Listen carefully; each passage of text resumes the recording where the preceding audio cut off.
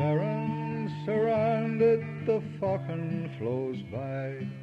At each end of Main Street, the hills and the sky. The small town of Claudy at ease in the sun. Last July in the morning, a new day begun.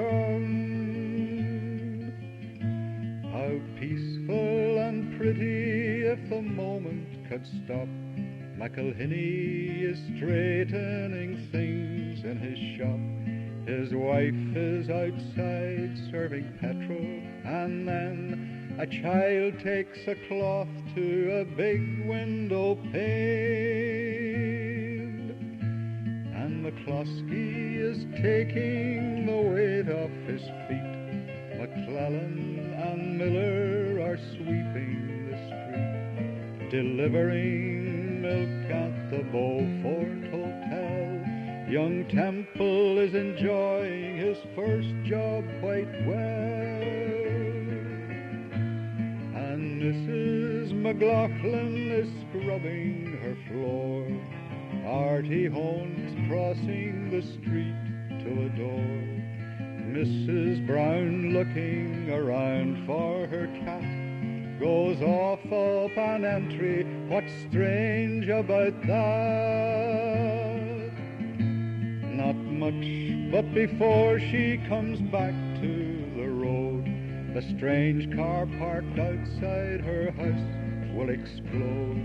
And all of the people I've mentioned outside will be waiting to die, or already have died. An explosion too loud for your eardrums to bear. Young children squealing like pigs in the square. All faces chalk white or streaked with bright red. And the glass and the dust and the terrible dead.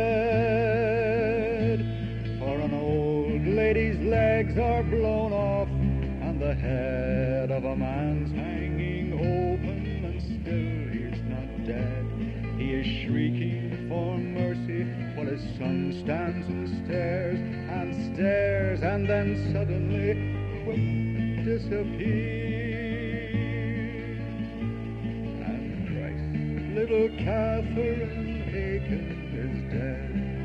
Mrs. McLaughlin is pierced through the head.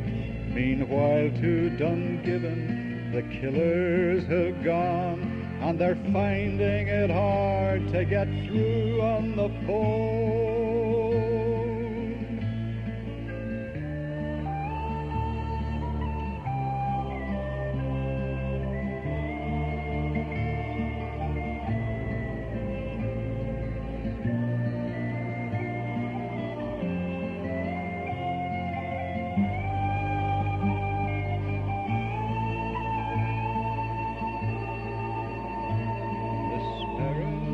Surrounded, the Falcon flows by.